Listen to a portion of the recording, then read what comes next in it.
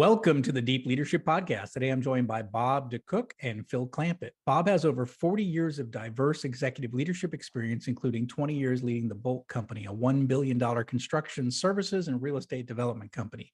Phil is an award-winning communication and information science professor at the University of Wisconsin-Green Bay, with over 40 years of experience in university teaching, groundbreaking research, and business consulting. Now, they're the authors of a new book called Leading with Care in a Tough World Beyond Servant Leadership. And I'm excited to have them on the show to talk about what we need to do to become more caring leaders in the current work environment. So Bob and Phil, welcome to the show. Thank you, John. We're happy to be here. Very excited to have the opportunity. Now we're looking forward to this. It should be a robust conversation. Absolutely. Well, I'm honored to have you on the show, and I'm excited about this book because it goes right down into the things I believe in, which is servant leadership, and I'm excited to get into it. But first of all, how did you guys become collaborators? How did a leadership practitioner and a professor get together and to work together on writing books and promoting leadership? Well, that's an interesting story. It goes back almost 30 years now, actually. I was running a manufacturing operation, was looking for some help, outside help with consulting on communications and leadership. I don't know exactly how I was introduced to Phil, but I remember when I was introduced and we met and we talked, and I hired him to do some consulting. And we had this kind of moment of how we clicked. And after that, we worked together a little more. We said, boy, we had to write some things about that. So this is our third book together over that period, and numerous articles in different journals and magazines. And it's been a wonderful relationship. You have a story about that. Well, you might find this interesting because the first time I met Bob, I was just finished my PhD, and I had studied with the top people in the world on communication audits. And what Bob wanted me to do was to focus on how do you audit effectiveness of communication. And so I went in and presented and showed him everything we did. And at the end of the conversation, and these were from like, supposedly all this material was like how the top people in the field, my field, had talked about it.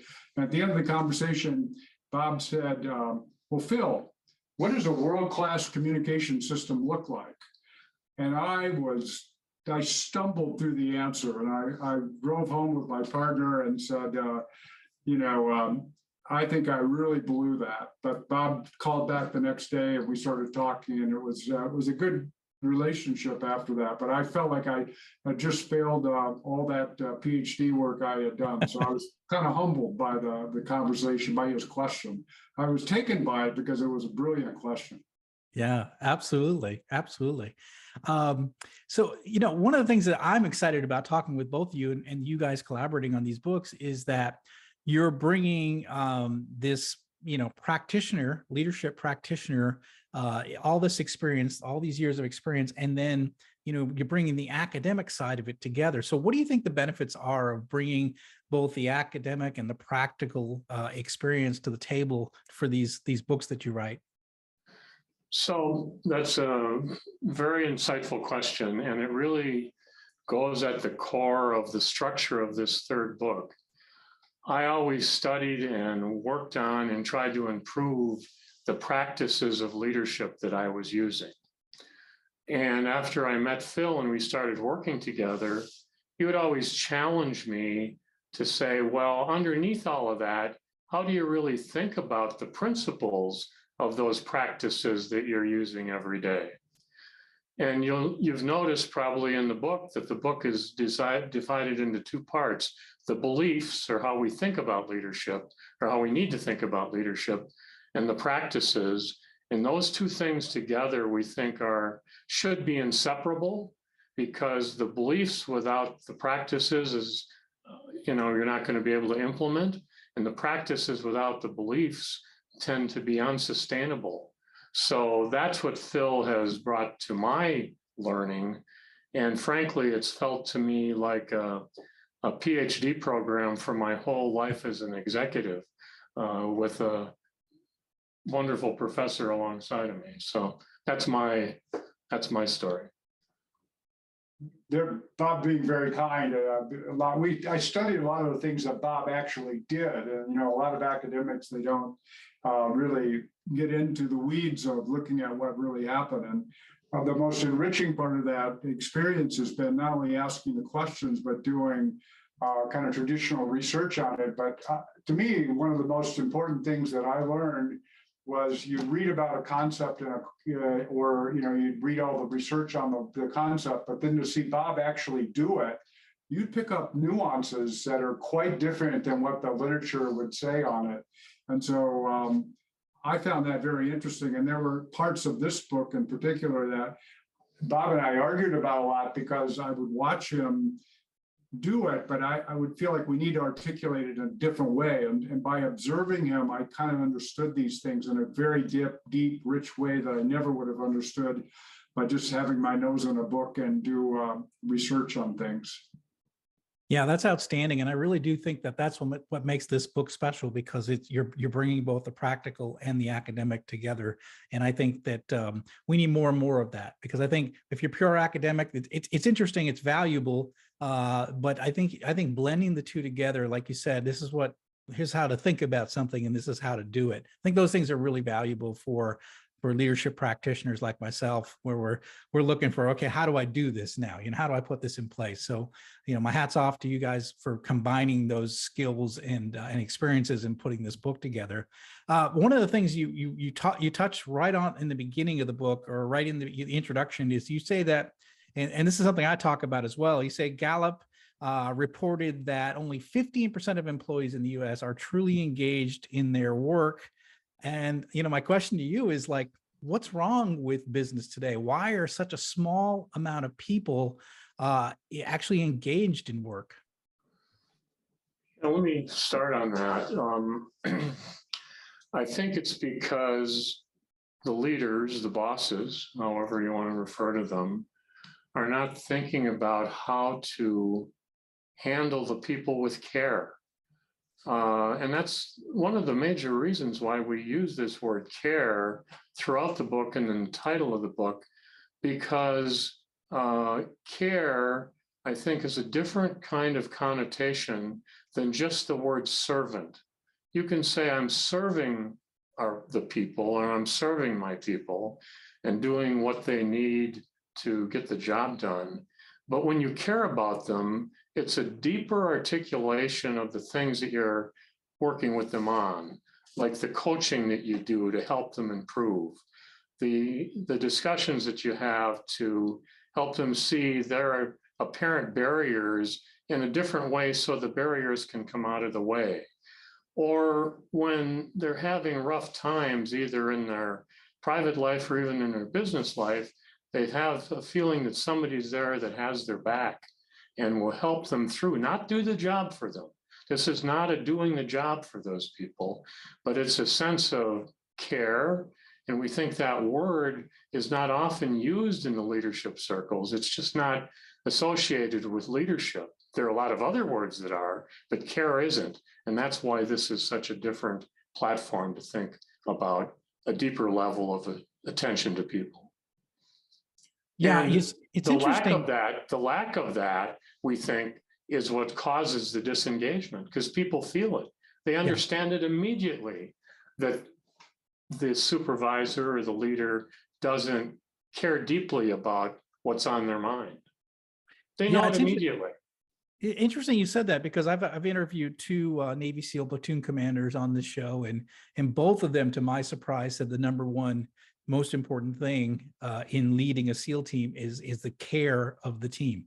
The care deeply for the team. You have their back, they have, and each of the members have each other's back. They care deeply, they love one another, they care for each other. And it's interesting that if hardcore Navy SEALs can say the word care, right, why can't we as business leaders use that word? So I think it's great that you're promoting this in the book, the idea of leading with care. And like you said, when people leave businesses, they say, well, my boss doesn't care. They don't care about me. You hear that all the time, right? And this is why we have such a poor, engagement that we see in a lot of companies, is this lack of care.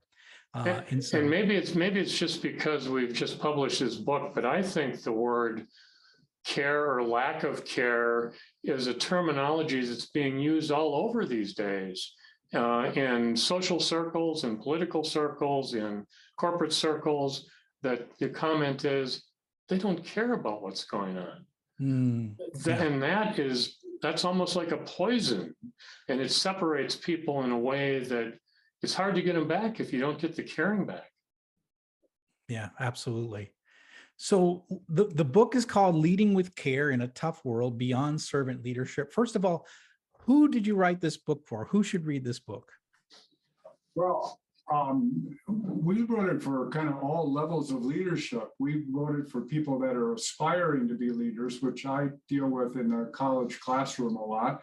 And we also wrote it for seasoned leaders that are looking for that last piece of the puzzle that they're looking for to excel.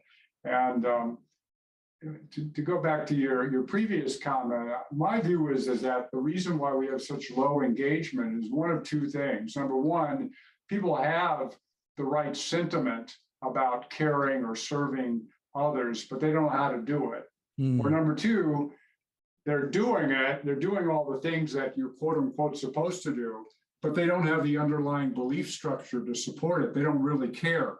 They act like they care, but they really don't. And that's what Bob is talking about. And so I think, if we're being realistic about human beings, sometimes we have to say, hey, we're going to act like we do something till it becomes part of our belief structure. I get that.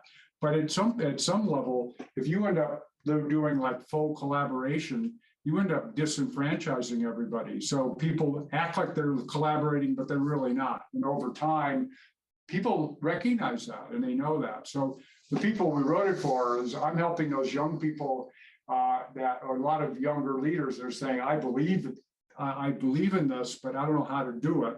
But I'm also challenging the older leaders to say, do you really have the underlying core beliefs you need to support that those behaviors and skills that you have? So that was the dynamic we were trying to play with. And across a number of genres, right? Certainly the corporate world, organizations, profit and nonprofit. We think that the educational world can benefit from this. Any of the sectors in business, whether it be healthcare or manufacturing, and then I think the political world can as well. It's not written to be a political book, but think about leaders in our political arenas who would be able to convince people that they care more, or they listen better, or they make progress on issues. All of those things, and across many genres, this book would have a benefit. That makes a lot of sense. So why? We've seen a lot of books written on servant leadership. It's a growing in popularity. We've seen a lot more than, maybe the last 10, 15 years. But why do we want to go beyond servant leadership? What does it mean when we say beyond servant leadership? That was very intentional. Obviously, it's on the cover of the book. Servant leadership is, as I said before, it's about a point of view that leaders are there to serve the people, so it facilitates their ability to get their job done. And we say that's very important. All the things that Greenleaf originally wrote about in the original essay back in 1970, we prescribe to. But that's not enough, especially in today's world, because a leader needs to care about those things focused on people, but she also needs to care about outcomes and care about results. And they need to get both of them together. And oftentimes, and this goes back to the issue of engagement as well, oftentimes the focus is so heavy on serving people that you step back and hear people say, well, but we're spending all this energy there, but we're not getting the results. They need to care about the results. And the magic is to get the people engaged and juiced up about the importance and relevance of the results, so they can convert their energies and their self-actualization and their contributions to engagement and contributing to the results, and the both together is why this is beyond what we know of as traditional servant leadership. I love that. And I write in my books that it's the mission and the people, and you can't be too far on one end or the other. Otherwise you'll struggle. And I think that you're hitting the nail on the head. It's, if we just take care of our people, then we're a charity, right? We're not, if we're a business and we're trying to run and, make profit and we have a vision for what this company will be, we need to be focused on the mission as well as the people. And I think you're hitting a nail on the head. It's that and word that's really critical. And is essential. It's essential. Yeah. I love that. So you talk about 5 core leadership beliefs in the book. We talk, they are uncertainty, progress, values, learning, and caring. So I just want to kind of talk about a few of those. Why should, how should we be reacting to the uncertainties of life? You've got uncertainty as one of the key words here. And look, I'm an entrepreneur. I started a business 7 years ago. I've had a hell of a run in 7 years. A lot of things have happened in my life in this environment. So I know about uncertainty. So how should we be thinking about it when it comes to these uncertainties that we're going to face? Well, that's kind of one of my passions. In fact, the book we wrote before this, we did a lot of research about uncertainty and how people are reacting. And you'll find this interesting as an entrepreneur. We found out that even if a person, an individual, an employee, does not personally like embracing uncertainty, all the other measures, they want their organizations to embrace uncertainty because they know the world is changing. And that doesn't matter whether it's a government agency or a for-profit or a nonprofit, et cetera. They want to work for organizations that embrace uncertainty because they recognize that the world is changing. So that was something that came out of our kind of a research background that I never expected. I always thought, well, I don't like uncertainty. I don't want my organization to like it either. I want it to be, everything's the same always. It didn't turn out to be that way. So it's fascinating that people actually, in terms of job satisfaction, in terms of commitment, all those types of things, they want to see an organization doing that.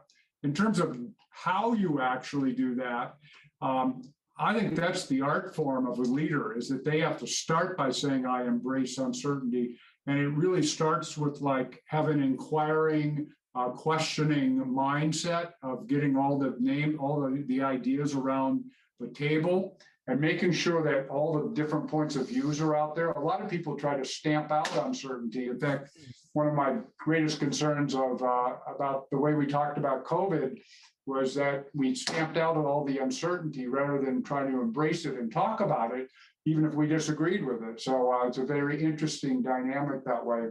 And then the second thing you got to do is you got to listen to all those opinions and make sure that you're listening to them. And then third, find a way to integrate the most important ideas in a way that allows you to move forward.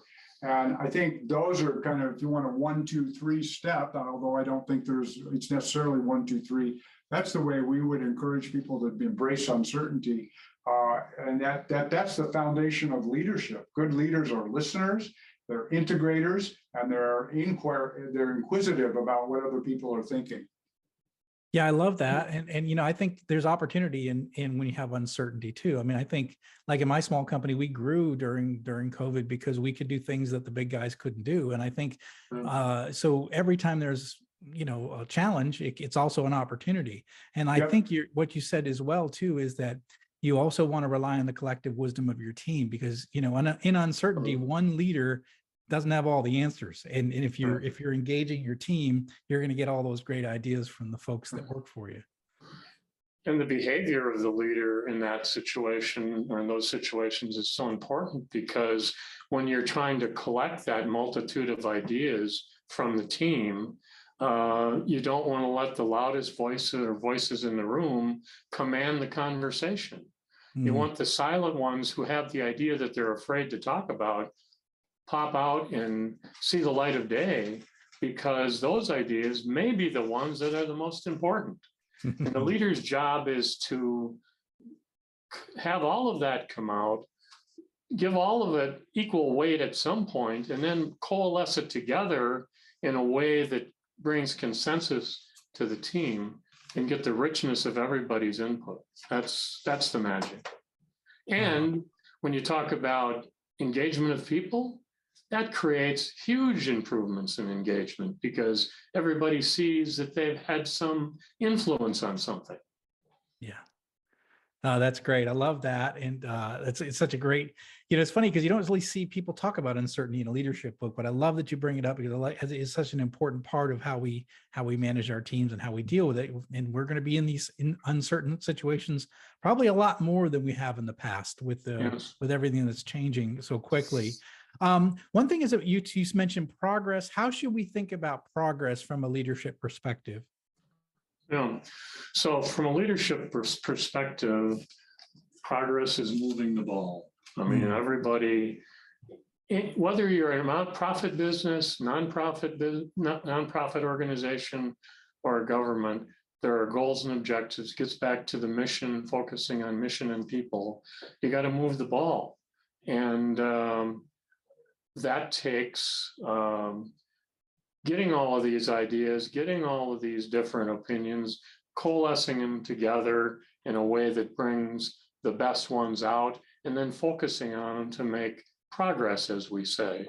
And so that's the leader's job, to get from point A to point B to point C, as quickly as you can, and bring the people with you. Have the people with you and behind you supporting that as completely as they can, because then the results are going to be spectacular. And the other piece of that that's interesting is we look at progress in two dimensions. The first dimension is what I would call, we call it exploring, where you're innovating and doing things like you were talking about in your own company with COVID, and you're doing things differently that maybe the big guys don't do and other people. So you got the exploring component. And then you've also got the second type of progress, which is refining and taking what you already do and doing it better. So that's where you get the continuous improvement mindset. The one continuous improvement mindset is saying, let's just get better at what we're already doing and refine it, make it more productive, et cetera. The other is exploring and doing something entirely new.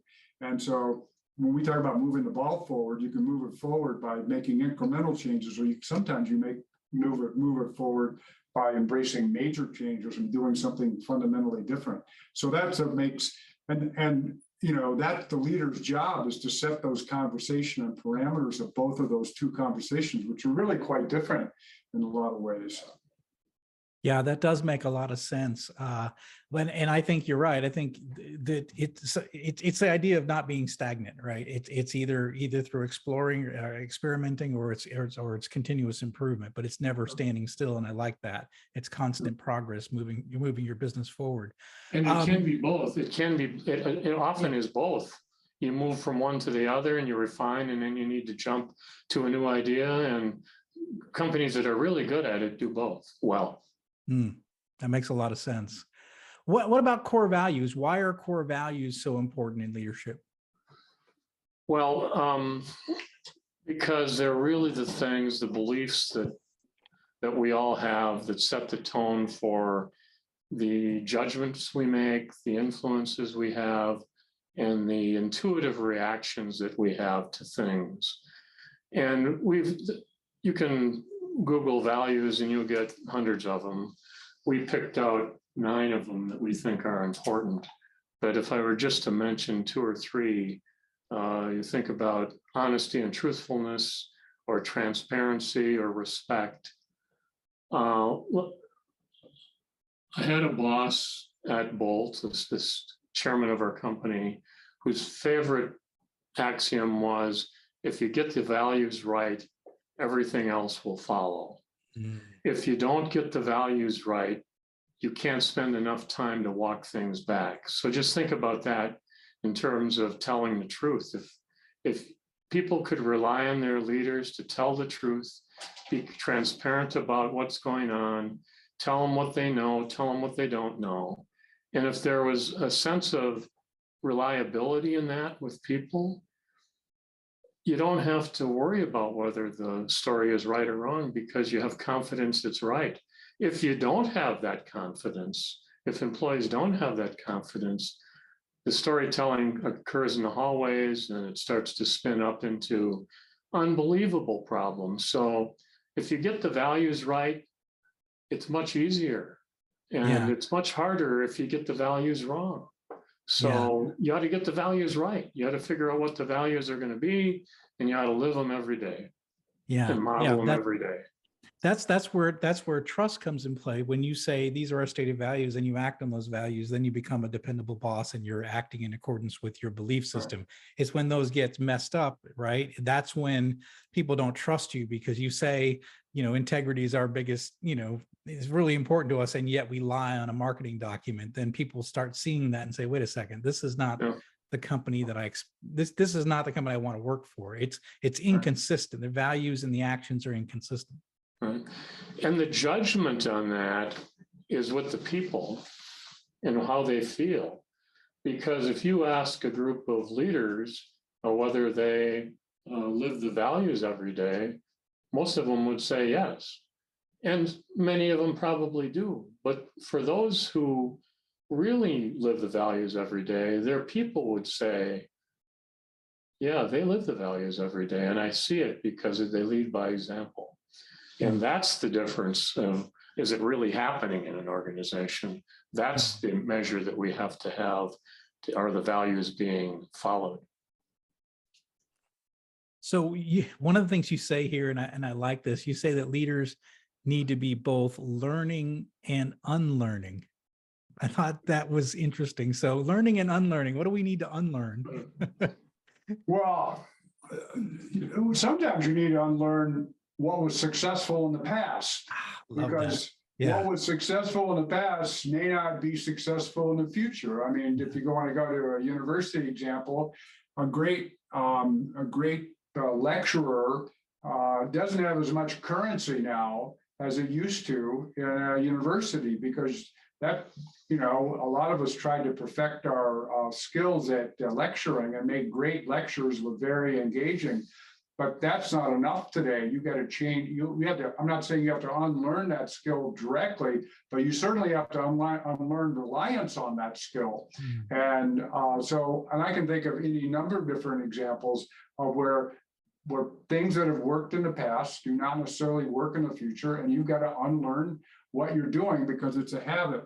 That's why I think the focus we've always had in writing the book and dealing with the ideas was always, let's try to identify the core stuff that you don't have to unlearn. And values is not something you don't necessarily have to unlearn, but how you implement those values might be something you have to unlearn to do that. So I actually think that is one of the most important skills a leader can have, and to say, and not to say that the old was wrong, it's oftentimes that it's no longer relevant. And I think that's what we mean by unlearn. Yeah, I like that. And I like the way that you're explaining that, which is, I think a lot of times we I mean, we as leaders, we kind of go back to the bag of tricks that we know what works, right? And sometimes as conditions on the ground change, the competition changes, the market changes, those don't work anymore. We pull that tool out and it just doesn't work. And so I think sometimes we have to rethink about how we get things done. And I really like that idea of maybe unlearning some of those things. So we talked about caring a little bit, but what do you mean by a tough world? Why should we be putting out caring more now because of the work environment? Well, it's got a number of dimensions. First of all, this idea of integrating care for the people and care for the results or care for the outcomes is a tough thing to do in the first place. And competition is high in any business, in any organization. There's a lot of dissenting voices. There's a lot of critics that, have opinions that aren't necessarily meant to improve things. They're just meant to be critical. And all of the leader operates in that environment. And that is a tough environment to operate in and still move the ball forward and still bring the people along. The other thing is the conditions that we face these days are so much more strenuous, I think, with social issues, with activism issues that ripple over into the organizational environment. Again, whether it's corporate America or other organizations, and people develop opinions that they bring to their job that then have to be integrated into how leaders deal with those employees who come in with those varied opinions, and they're part of how they think about the world and become part of how they work in the work environment and how they get engaged in the work environment. All of that is much more complicated and tough, I think, than ever before. And I don't see that getting any easier anytime soon. Yeah, and I think the other thing is there's no stigma attached to leaving the company now. So people are moving jobs a lot more frequently. So I think the if we want to keep good people, we have to be investing in them and caring for them and listening to them a lot more than maybe we probably did 20 years ago, because there is the people are moving around and they're moving from job to job. They're going where they're I have a friend that says, go where you're celebrated, not where you're tolerated, right? And so employees now say, well, if I'm not, if I'm just being tolerated here, I'm going to go someplace else. So I think that makes it harder to keep and maintain and retain great employees when we have this. It's very easy for people to move around jobs now. One thing I want to mention, just because you brought it up, and I think it's in the book, and I think it's really important. I don't think we're talking about it enough, but what advice would you have for leaders that are dealing with activist employees or employees that are, protesting what the company's doing or trying to bring their own value set into the organization, which may be inconsistent with the organizational values? What advice would you give for leaders who are concerned about that in their own teams? Well, I think, on the one hand, you have to be sensitive to some of those external concerns, but on the other hand, you have to make sure that you don't disenfranchise the people that may not have an opposing point of view. And what I see happening is that, it's like the loudest voice in the room sometimes gets the most attention, but there are other voices that will push back in other ways. So when you're coming up with company policies to deal with these things, and every company is going to come up with a different policy and approach to a certain extent, you always have to respect the other voices that are not maybe as vocal, perhaps because they don't believe in it, perhaps they don't believe in it, perhaps they don't believe in the social signaling that goes on, perhaps it's a religious belief or something like that. And the other piece you have to bring into play is what your customers or clients are dealing with. It's one of the more difficult issues. And to go back to the question you had before about the tough world, I think this is one of the things that makes it a tough world. And a lot of it revolves around what I would call a now focus of what the now issue is versus what the long-term issue is.